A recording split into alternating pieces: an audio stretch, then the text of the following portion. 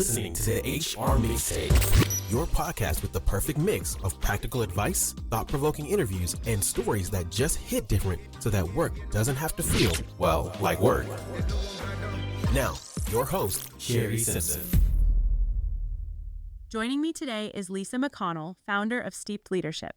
Lisa helps leaders navigate AI and modern leadership decisions with an ethics-first, people-first approach. Lisa, thank you so much for jumping on the podcast with me today. Happy to be invited. Thank you. So you have spent years in employee relations and ethics, Mhm. but I want to talk about AI, right? So what about AI right now feels exciting for HR, and what still feels a little bit risky for us?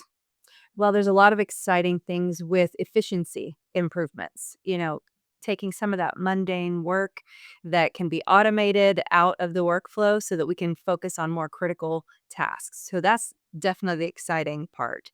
But on the risky side, there's over-reliance on AI, people who are abdicating their own decision making to a tool that doesn't have empathy, that doesn't have a heart, doesn't have a soul, doesn't understand the nuance of human connection. And in HR, that is like the most important part of what we do, connecting with other humans. I love those examples. I recently read of somebody who was using the tools to conduct an employee investigation, which I think that's great, right? Sometimes you don't know necessarily all the questions you should ask, and it's a great tool to kind of have that back and forth conversation. But using just what's generated, right? Like you said, it kind of misses the mark, especially because it doesn't take into the nuances of the relationship or the environment or some of those kinds of things. So, that I think is an area where leaders maybe be getting AI wrong or using it wrong or overhyping it. What are some areas that you're also seeing that where maybe it's being utilized not in the best way in relation to, specifically people and culture and how you interact with them? Definitely, it concerns me to see it used in investigations because that is a high risk area of HR and you don't want to get that wrong. Definitely, I appreciate the quick data sorting it can do, evaluating evidence if you have lots of data that you need to parse through.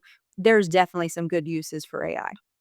But that human connection is lost if you're just saying, this is what it told me to ask. I'm going to ask this. You can tell it's too scripted. It doesn't feel like you're connecting with that person. And when you're dealing with something like a sexual harassment investigation, something more, emotional than what an AI can understand, you're going to miss some things, and that's concerning.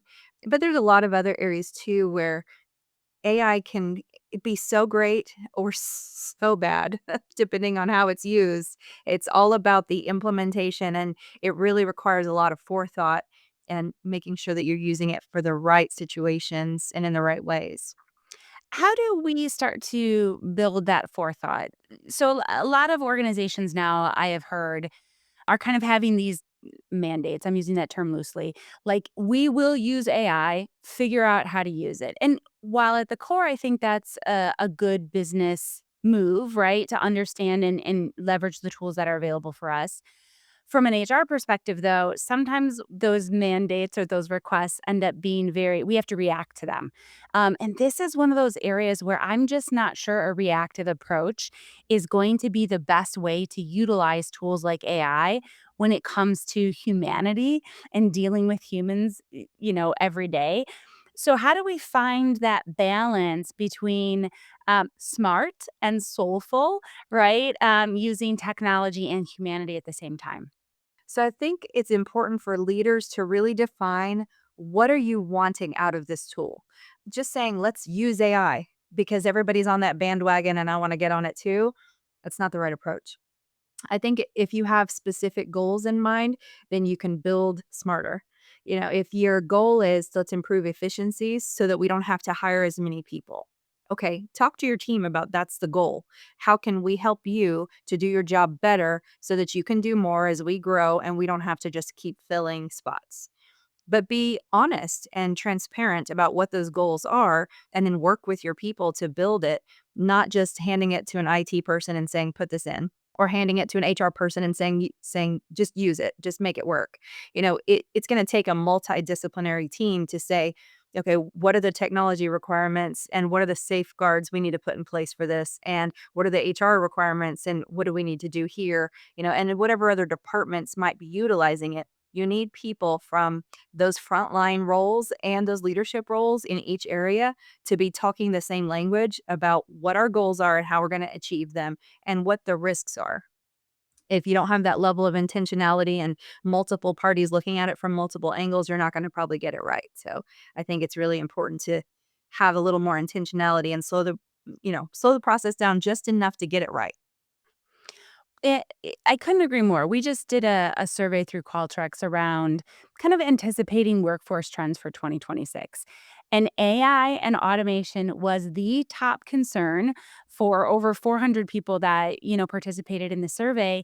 And I think it's interesting because as somebody who spends time going to HR conferences, I've seen the level of sessions related to AI specifically really dwindle in the last year.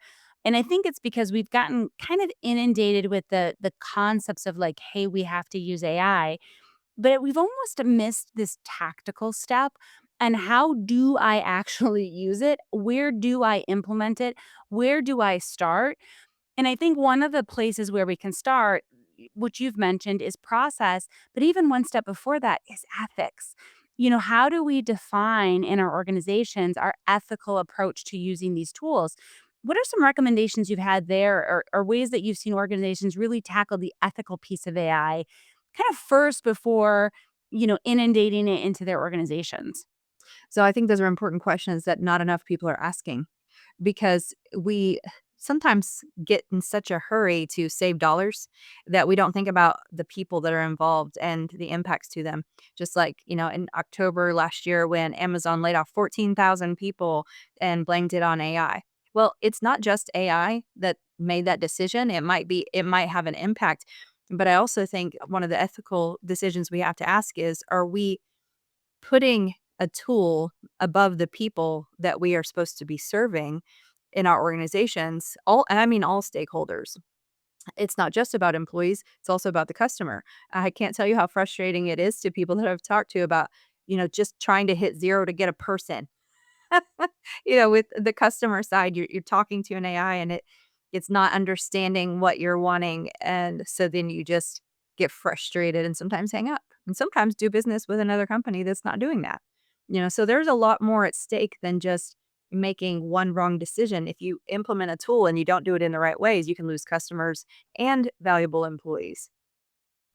What are the questions that we should be asking as HR professionals to safeguard the ethics in our organizations? So I'll give you an example of one that I've talked about is, the EEOC has said that if you make a poor hiring decision based on AI, right, based on a tool that you use Mhm. from a provider, that provider is not responsible for that outcome. You as the employer are responsible for the outcome. So part of the things that I share about understanding AI is that when you have a tool that you're going to use for, let's say, hiring decisions or in your talent acquisition process, you need to understand how that algorithm works. You need to understand how the data is being stored. You need to know if you feel comfortable with that, if the data centers are only housed, for example, in the US, or do they have data centers in other countries that maybe potentially go against some of your other ethical parameters you have in your organization. So that's just one question. What are some other ethical questions that we should be asking as we go down this road to define it for our organizations? Oh, there's so much that you packed into that.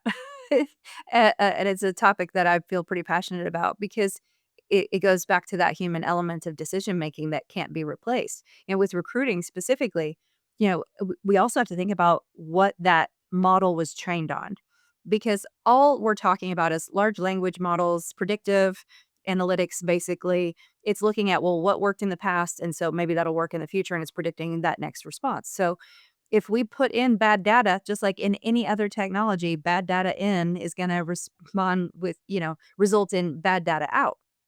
And so if you put in information from your past hiring that had some bias, maybe not intentional, but you did have some bias in it, then you're going to start amplifying that in future decisions. Another thing that AI can't get that nuance is, for example, almost every job I've had in my past, I did not check every single box on that job description. I checked some, not others, and there were other things that I had experience in that weren't covered, but were very relatable and transferable skills. And the AI isn't trained to understand all of that. As an example, in a previous job I had a person who was doing my initial screening for me, an entry level recruiting person, and I kept hearing, well, we just don't have any qualified people. So I was going and looking at those applications. Well, let me see if you're right, and maybe we're not advertising in the right places. And I saw several that I thought, no, this would be a great person to interview. And one such person I asked about, and they said, well, they've never done this job before. And I said, no, but do you understand this job, this other job they did? It's almost the exact same thing, but with a different title in a different industry. But those skills are 100% perfect for what we're hiring for. They didn't understand that nuance. And they were an entry level recruiting person. So I understand. Imagine an AI, it's not going to get that either. So we ended up interviewing that person, hiring them. They got promoted multiple times, stayed for years, and was an absolutely fantastic hire. And that's the kind of stuff we're missing out on when we completely, abdicate our judgment to a tool without giving it some additional oversight and checking those responses. We need to be sampling, the ones that are thrown out to say, is that right? And if not, then how do we tweak the tool so it doesn't miss those key people because they didn't check every single box? Well, and I would add to that, pause on the automated responses as you're going through this process, because what you wouldn't want is you do that double check, like you said, and this person has already received I lovingly call these "you suck" letters. But obviously they're not. They're just part of the process. But it definitely feels that way when you get the automated, unpersonal, you're like, did anybody look at my resume or my application? Mhm. But I love that idea of checking it. Once you've checked it and you've kind of done your due diligence, I don't want people to walk away from our conversation thinking, well, I shouldn't use AI. There's too many ethical considerations. There's too many things.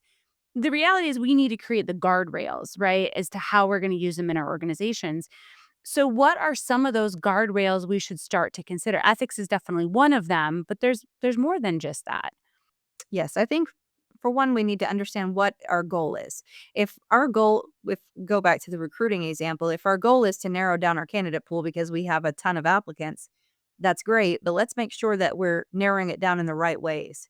So if a degree is a non-negotiable for some reason, maybe it's a certified public accountant, and there's a legitimate reason we must have certain certifications. Okay, that's okay to have that as a knockout tool. But if years of experience might combine with education to get us a gray area of, well, we really want 5 years of experience, but if you have a degree in 2 years, we would take it. Or if you have no degree, then we need 5 years. We need to build some of those things in. So it's not just, oh, it didn't check every box, knocking them out. So some of those things that we as recruiters would say, this makes sense to overlook. We've got to build the tool so that it thinks more like we think. And that takes time, and it takes validating the responses that we're getting. There's definitely great uses for AI. I just do hope that people are being careful and thoughtful enough upfront about it that they're not missing out on great applicants when it comes to recruiting, or doing investigations and missing some serious nuance that would alter the decision if they had, asked that extra question that AI didn't think to ask. Well, and we're not even talking about the miss on body language, right? I'm reading this book right now.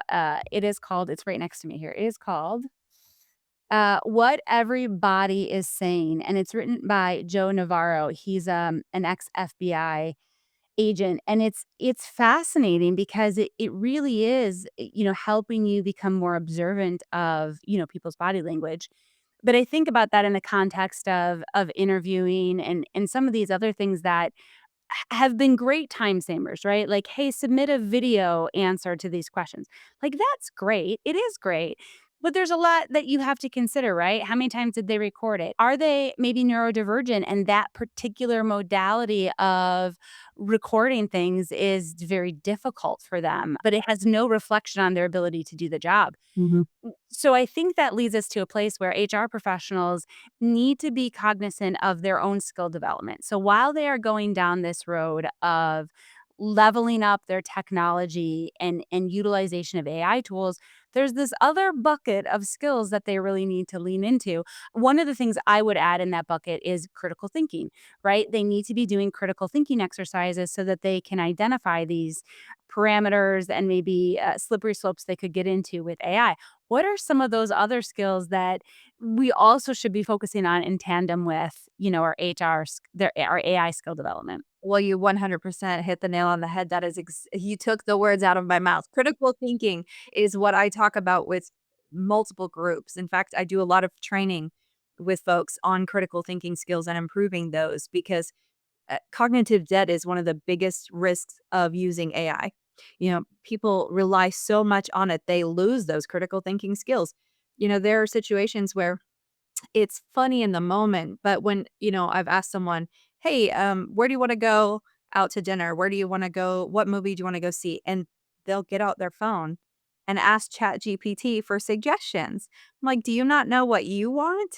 Do you I mean, it's one thing if you're, in a new area, you don't know, what's available. I get that. And maybe you wanna use it to be adventurous. But if we get to that place where we don't make even simple day-to-day decisions because we just rely on a tool to do that for us, we really lose a lot of our critical thinking skills. So, yes, critical thinking and analysis, and also detail orientation, because when it comes to both prompting and responses that come out of AI, you need to look at that response to make sure that it hits the mark and there's not hallucinations in there, because one word can dramatically alter what that recommendation is. Like the word not, a very small word but a very important word. So, you have to be able to look at and analyze the output of the tool and make sure that it's right before you just go full steam ahead and follow its suggestions. What areas do you think are the most ripe for HR right now to use AI tools? Honestly, training. I think that is a key area where AI has great benefits without as many risks as some of the other areas of HR.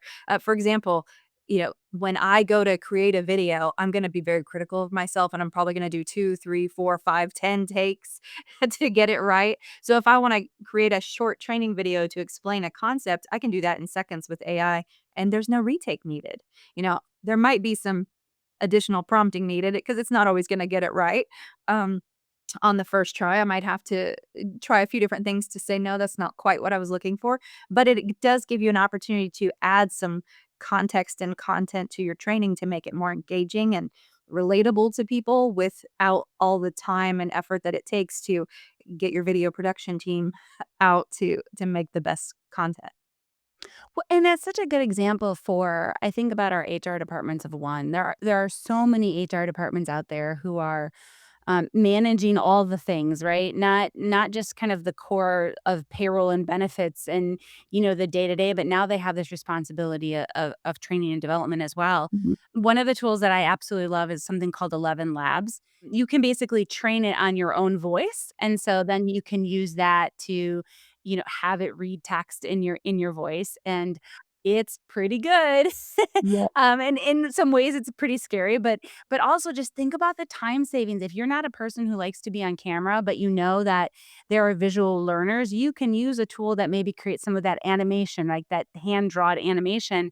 You can pair it with something like 11 Labs, and you've been able to create something that would have taken, weeks to get out the door. So I love the training and development example. I think that's very applicable for right now and for ways that we can actually use AI in a positive way. Mhm.